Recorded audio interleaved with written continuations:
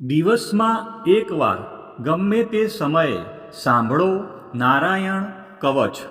શ્રીમદ ભાગવતના 6ઠ્ઠા સ્કંદના 8મા અધ્યાયમાં શ્રી નારાયણ કવચ ત્વષ્ટા ઋષિના પુત્ર વિશ્વરૂપ ઇન્દ્રને કહે છે. વિશ્વરૂપ કહે છે, જ્યારે ભયનો સમય પાસે આવ્યો હોય ત્યારે મનુષ્યે હાથ પગ ધોઈ આચમન કરી ઉત્તર દિશા તરફ મુખ રાખી શ્રી નારાયણ કવચનો પાઠ કરવો. જ્યારે ભય આવે ત્યારે શ્રી નારાયણ રૂપ નામ બખ્તર ધારણ કરવું. હવે આપણે સાંભળીશું નારાયણ કવચ. શ્રી નારાયણ કવચ ગરુડની પીઠ પર ચરણ કમળ ધારણ કરનારા, 8 સિદ્ધિઓવાળા, 8 બાહુઓવાળા અને તે 8 બાહુઓ વિશે શંખ, ચક્ર, ઢાલ, ગદા, બાણ, ધનુષ તથા પાસને ધારણ કરનારા શ્રી હરિ મારી સર્વ પ્રકારે રક્ષા કરો. જળમાં મત્સ્યાવધારી ભગવાન જલજંતુઓથી તથા વરુણના પાસથી મારી રક્ષા કરો. માયાથી બટુક બનેલા વામનજી સ્થળમાં મારી રક્ષા કરો. શ્રી વિશ્વરૂપ ત્રિવિક્રમ ભગવાન આકાશમાં મારી રક્ષા કરો. અસુરના અધિપતિઓના શત્રુ ભગવાન નરસિંહ સંકટકારક વન વગડાઓમાં તથા સંગ્રામ વગેરેમાં મારી રક્ષા કરો. જે નરસિંહના ખડખડાટ હાસ્યના શબ્દથી દિશાઓ ગાજી ઉઠી હતી અને ગર્ભિણીઓના ગર્ભ પડી ગયા હતા. પોતાની દાઢથી પાતાળમાંથી પૃથ્વીનો ઉદ્ધાર કરનારા ભગવાન યજ્ઞમૂર્તિ વરાહ માર્ગમાં મારી રક્ષા કરો. પરશુરામ પર્વતોના શિખરોમાં મારી રક્ષા કરો. અને ભરતના મોટા ભાઈ રામ તથા લક્ષ્મણ પ્રવાસમાં અમારી રક્ષા કરો. અભિચારી વગેરે સર્વ ઉગ્ર ધર્મમાંથી તથા પ્રમાદમાંથી શ્રી નારાયણ ભગવાન રક્ષા કરો. નર ભગવાન ગર્વથી રક્ષા કરો. યોગના સ્વામી દત્તાત્રેય યોગ ભ્રંશથી મારી રક્ષા કરો. ગુણના સ્વામી કપિલદેવ કર્મના બંધનથી મારી રક્ષા કરો. સનતકુમાર કામદેવથી મારી રક્ષા કરો. હયગ્રીવ ભગવાન રસ્તામાંથી જતા દેવતાઓને પ્રણામ ન કરવા રૂપી અપરાધમાંથી મારી રક્ષા કરો. દેવર્ષિ શ્રેષ્ઠ મુનિ શ્રી નારદ ભગવાનની પૂજામાં જે કોઈ વિઘ્ન નડે તેનાથી મારી રક્ષા કરો. અને કૂર્મ અવતાર શ્રી હરિ સર્વ પ્રકારના નરકમાંથી મારી રક્ષા કરો. ભગવાન ધન્વંતરી કુપથ્યમાંથી મારી રક્ષા કરો. જીતેન્દ્રિય ભગવાન ઋષભદેવ કામ ક્રોધ આદિના ભયમાંથી મારી રક્ષા કરો. યજ્ઞાવતારી ભગવાન લોકાપવાદથી મારી રક્ષા કરો. બળભદ્ર મનુષ્ય તરફથી થનારા ઉપદ્રવોમાંથી રક્ષા કરો. અને શેષનાગ ક્રોધાવેશ નામના સર્પગણોથી મારી રક્ષા કરો. ભગવાન વેદવ્યાસ અજ્ઞાનથી મારી રક્ષા કરો. ભગવાન બુદ્ધ પ્રમાદવાળા પાખંડીઓના ટોળામાંથી મારી રક્ષા કરો. ધર્મની રક્ષા કરવા માટે અવતાર લેનાર ભગવાન કલ્કી કાળના મળરૂપ કળિયુગથી મારી રક્ષા કરો. કેશવ ભગવાન પ્રભાતમાં ગદાથી મારી રક્ષા કરો. વેણુધર ભગવાન ગોવિંદ આ સંકટ કાળમાં મારી રક્ષા કરો. ઉદાત્ત શક્તિ શ્રી નારાયણ ભગવાન પ્રાહન કાળમાં મારી રક્ષા કરો.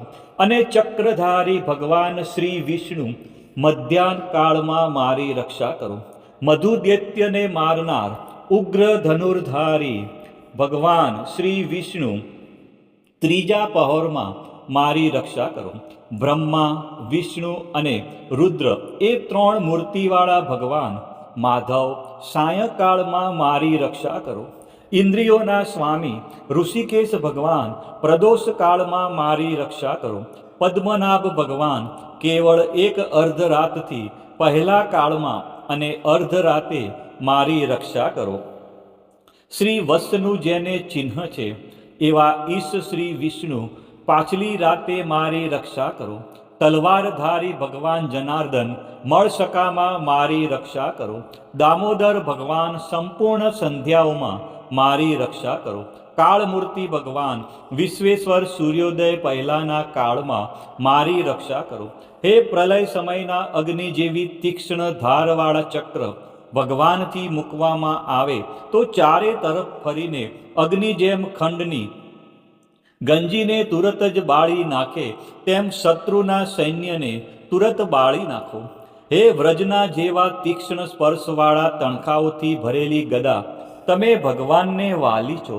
તમે કુષ્માંડ, યક્ષ, રાક્ષસ, ભૂત તથા ગ્રહોને ભૂક્કો કરી નાખો તથા શત્રુઓના ચૂરે ચૂરા કરી નાખો.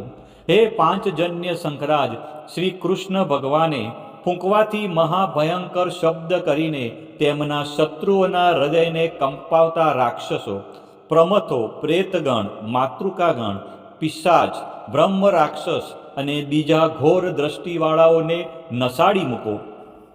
હે તીક્ષ્ણ ધારવાળી તલવાર તમે ભગવાનના હસ્ત દ્વારા પ્રેરાઈને મારા શત્રુઓના સૈન્યને કાપી નાખો.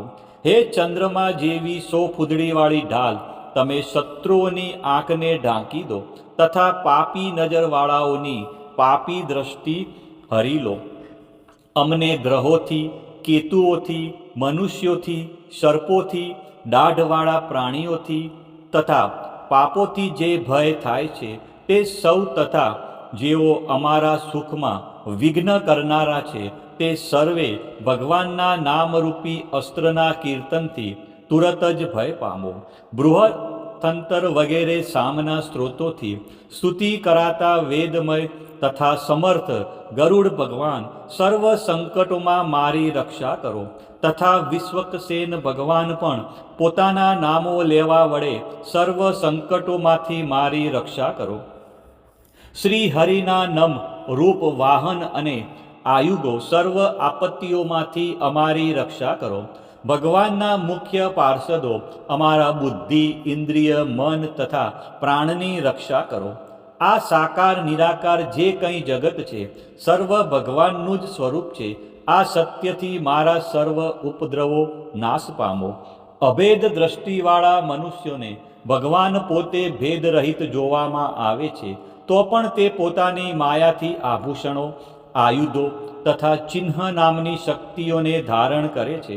તે સત્ય પ્રમાણ વડે જ સર્વજ્ઞ તથા સર્વવ્યાપક ભગવાન શ્રી હરિ સર્વ પ્રકારના રૂપો વડે સર્વદા અમારી રક્ષા કરો. નામની ગર્જનાથી લોકોના ભયનો નાશ કરનાર તથા પોતાના દિગ્ગજ ઝેર, શસ્ત્ર, પાણી, વાયુ, અગ્નિ વગેરેના પ્રભાવે ગળી જનાર નરસિંહ ભગવાન દિશાઓમાં, ખૂણામાં, ઊંચે, નીચે, અંદર, બહાર તથા ચૌતરફ અમારી રક્ષા કરો. હવે આપણે સાંભળીશું શ્રી નારાયણ કવચનું ફળ કથન. વિશ્વરૂપ કહે છે, હે ઇન્દ્ર, આ નારાયણ કવચ તમારી આગળ કહ્યું જે ધારણ કરવાથી તમે શ્રમ વિના અસુરોના અધિપતિઓને જીતશો. આ નારાયણ કવચને ધારણ કરનારો મનુષ્ય નેત્રથી જેના તરફ જુએ અથવા તો પગ વડે જેને જેને અડકે તે તુરત જ ભયમાંથી છૂટે છે. આ નારાયણ કવચ ભણનાર પુરુષને કોઈ દિવસ રાજાઓ તરફથી, ચોર તરફથી, ગ્રહો થકી, વ્યાઘ્ર આદિ તરફથી તથા બીજા કોઈ તરફથી ભય રહેતો નથી. શ્રી નારાયણ કવચ સમાપ્ત. બોલો શ્રી વિષ્ણુ ભગવાનની જય. આ જ પ્રમાણે દિવસમાં એકવાર શ્રી નારાયણ કવચનો પાઠ અવશ્ય સાંભળવો.